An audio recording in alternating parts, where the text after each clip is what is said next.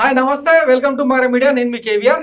ఆంధ్రప్రదేశ్లో కూటమి ప్రభుత్వం ఇప్పటికే నికుష పాలనను, విధ్వంసక పాలనకు తెరదీసిన సంగతి తెలిసిందే. దానికి సంబంధించి చాలా ఉదాహరణలు రోజు మాట్లాడుకుంటూనే ఉన్నాం. తాజాగా మాజీ మంత్రి గుడివాడ అమర్నాథ్ టార్గెట్ గా కొన్ని నోటీసులు జారీ చేసింది ఈ కూటమి ప్రభుత్వం. అదేంటంటే వాస్తవానికి అంటే వైసీపీ 11 సీట్లకు పరిమితమైన వెంటనే ఆ వైసీపీ మౌత్ పీసులుగా ఉన్న చాలా మంది కీలక నేతలందరూ కూడా మ్యూట్ అయిపోయినారు. చాలా మంది వల్లభనేని వంశీ, గుడివాడ నాని లాంటి వాళ్ళు ఇప్పటికే అబ్స్కాండ్ అయిపోయిన పరిస్థితి. ఇలాంటి తరుణంలో వైసీపీ వాయిస్ వినిపించేందుకు కానీ, ప్రజల వాయిస్ వినిపించేందుకు కానీ ఎవరు కూడా మొగ్గు చూపని తరుణంలో గుడివాడ అమర్నాథ్ మాత్రం ముందుకొచ్చి శక్తి వంచన లేకుండా కృషి చేస్తున్నారు. దాంతో ఆయన ఈ కూటమి సర్కార్ కు టార్గెట్ గా మారినట్టుగా అనిపిస్తుంది. ఒకసారి ఆయనకు సంబంధించిన వార్తను చూసిన తర్వాత మళ్ళా మాట్లాడుకుందాం. విశాఖపట్నంలో అనుమతులు లేకుండా మాజీ మంత్రి అమర్నాథ్ నిర్మించిన భవనం అక్రమ నిర్మాణానికి నోటీసు.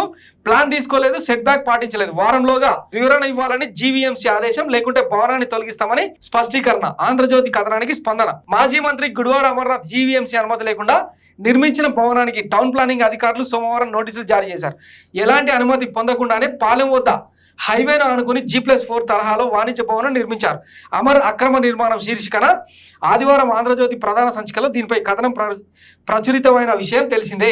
ఈ నేపథ్యంలోనే జనసేన కార్పొరేటర్ పీతల మూర్తి యాదవ్ సోమవారం ప్రజా సమస్యల పరిష్కార వేదికగా జీవీఎంసీ కమిషనర్ సీఎం సాయికాంత్ వర్మకు ఈ భవనం గురించి ఫిర్యాదు చేశారు. దీంతో కమిషనర్ ఈ భవనానికి సంబంధించిన వివరాలను పీపీపీలో పెట్టేశారన్నమాట.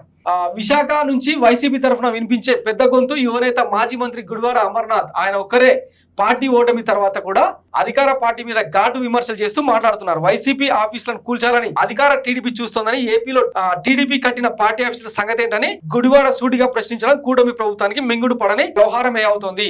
ప్రతిదానికి ప్రశ్నిస్తూ ఫ్లాష్ బ్యాక్లను తీసుకుని వస్తున్న గుడివాడకు మూక్తాడు వేయాలని కొత్త ప్రభుత్వం రెడీ అవుతోందని అంటున్నారు. అందులో భాగంగానే ఆయన సొంత భవనాల మీదకు వచ్చారని వైసీపీ నేతలు అంటున్నారు. గాజువాకలోని చట్టివానిపాలెంలో అనుమతి లేకుండా 4 అంతస్తుల భవనాన్ని గుడివాడ నిర్మించారని పేర్కొంటూ జీవీఎంసీ అధికారులు ఆయనకు తాజాగా నోటీసులు ఇచ్చారు. దీని మీద వారం రోజుల వ్యవధిలో వివరణ ఇవ్వాలని సదరు నోటీసులో స్పష్టం చేశారు. లేని పక్షంలో చర్యలు తీసుకుంటామని అందులోనే పేర్కొన్నారు. గుడివాడ అనుమతి లేని భవనం కట్టారని జనసేన కార్పొరేటర్ జీవీఎంసీకి ఇచ్చిన ఫిర్యాదులో అధికారులు ఈ నోటీసులు ఇచ్చారు. గుడివాడకు అటు టీడీపీకి ఇటు జనసేనకు కూడా అధికారంలో ఉన్నప్పుడు పదునైన విమర్శలతో కంటగింపుగా మారారు. మాజీ మంత్రి అయ్యాక ఆయనే టార్గెట్ అవుతారని అనుకున్నారు. కాస్త తొందరగానే ఆయన మీద యాక్షన్ మొదలైందని అంటున్నారు. అయితే ఇది ఇంకా ట్రయల్ పార్ట్ అని, ముందు సినిమా ఉంటుందని అధికార పక్ష నేతలు అంటున్నారు. సో ఇది కథ. అంటే ఎవడు మాట్లాడితే మన మీదకి ఇంకా బుల్డోజర్లు, జనాల్ని తోలుడు.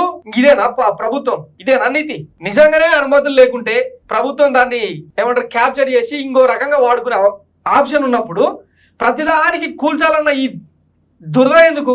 చేసినే కదా ప్రకృతి సైతం పగబడుతుంది. సో ఇక మీకు చెప్పేటోడు లేడు, చెప్పిన ఈయనకి మీరు సిద్ధంగా లేరని ఇప్పటికే అర్థమవుతుంది.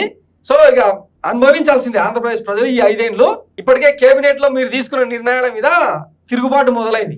వాలంటీర్ వ్యవస్థను అంత మంచిగా డిజైన్ చేసిన వ్యవస్థను మీరు మరో పేరు పెట్టైనా వాడుకోవచ్చు కదా, దాన్ని ఎందుకు తీసేయడం? గతంలో అంటే ఇదే చంద్రబాబు ప్రతిపక్ష నేతగా ఉన్నప్పుడు నిండు ఉగాది నాడు మీకు గిఫ్ట్ ఇస్తున్నా, బహుమతి ప్రకటిస్తున్నా అని చెప్పి మాట్లాడిన వ్యక్తి ఈ రోజు వాలంటీర్ల వ్యవస్థ మీద యూటర్న్ తీసుకుంటాం పరిస్థితి.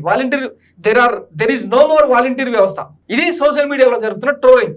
ఇప్పటిదాకా దాని మీద ఒక మాట్లాడలేదు, ఒక చర్య తీసుకోలేదు. సో ఇక కూటమి ప్రభుత్వం ద్వంద్వనీతి, దమననీతి ఏందో అర్థమవుతున్న తరుణంలో ఇంతకు మించి వీళ్ళ నుంచి ఆశించేది ఏం లేదు.